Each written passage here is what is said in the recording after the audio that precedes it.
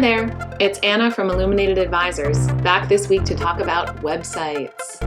Maybe it's top of mind because we just did an overhaul of our website and we're pretty proud of it. Go ahead, feel free to take a look. If you forgot the website, it's www.illuminatedadvisors.com. Okay, websites. Building a website, designing the brand and layout, writing the content, it's a lot of work. And it's time consuming.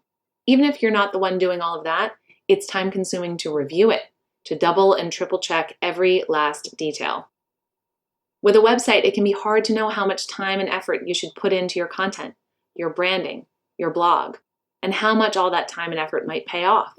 Does it even really matter what your website looks like to your clients? Are people really going to choose someone else over you based on when you wrote your last blog? Well, the answer to those questions are yes. Maybe not everyone who comes across your site is going to feel that way, but 75% of consumers admit to making judgments on a company's credibility based on that company's website design. And according to Statista.com, people between the ages of 55 and 64 spend an average of 3 hours a day on their computer or tablet and an additional hour and a half on their phone. And with those who are affluent, the numbers nearly double. If you aren't producing and publishing new and relevant content on a regular basis, then people may not even be finding your site, whether it's nicely designed or not, because you're not following one of the key tenets of search engine optimization. But we'll talk a little bit more about that in a few minutes. The reality is people do their research online. They do their buying online. They find their professional services online. In a recent study, 65% of people polled reported that they found their accountant, estate attorney, or financial advisor online, and that their website was one factor in why they chose them. So yes, your website does matter. The content on it matters, and whether or not you're being found by your target audience matters. So now that you know why, let's talk about what goes into a good website. While there are many ways to skin a cat, there are 3 main ingredients in the recipe for a good website: compelling and dynamic content, search engine optimization, and intuitive design. The content that you share on your site needs to explain who you are, what you do, and why it matters to the person visiting. It also needs to offer information and to be a resource to those who are interested in your services or to the clients that you already have. Your website is an explanation of why someone should choose you as their financial advisor. I tell my advisors to think about a client that they already have and picture them at a friend's house for dinner. It comes up that the friend is looking for a new advisor. Your client starts talking you up. If your client opened up your website and showed it to their friend, would they be able to point to the screen and say, "This is why. This is why they are my financial advisor"?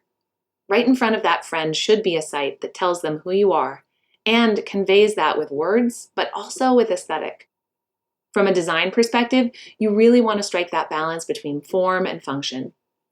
A website should be an expression of your company's brand, but also it needs to be simple, clear, and provide calls to action. After all, that's what we want, right? Action. We want someone to come to the site and take action, whether it's picking up the phone, filling out a form, sending an email, or at the very least, filing it away as something to be returned to soon. A balance between imagery and graphics and text is paramount. You also want to think about the right color scheme so as not to overwhelm, but you don't want it to be too washed out or subdued either. Everyone has a unique design sense, different colors, a different brand. Your website can set you apart and set you up for success if done properly. Finally, we're going to talk a little bit about search engine optimization. SEO is defined as the process of maximizing the number of visitors to a particular website by ensuring that the site appears high on the list of results returned by a search engine. Now, there are ways to make SEO work in your favor. There are several factors that contribute to how your site ranks among your competitors on search engines like Google or Bing. There are some that are out of your control too, like how long you've owned your domain, page authority, or a change to a search engine's algorithm. But most of the factors that are going to help you boost your rankings are well within your power to control and capitalize upon. At Illuminated, we've ranked our top 10 SEO factors for financial advisors, And you can download the checklist to make sure that you are maximizing your website's search potential. For your top 10 SEO factor checklist, visit illuminatedadvisors.com/SEO checklist. No spaces.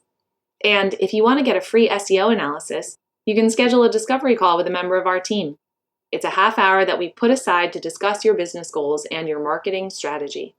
To find a convenient time, visit iadiscovery.com.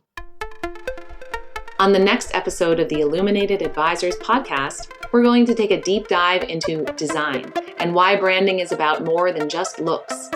Don't forget to listen on your Alexa device or enable the skill on your phone.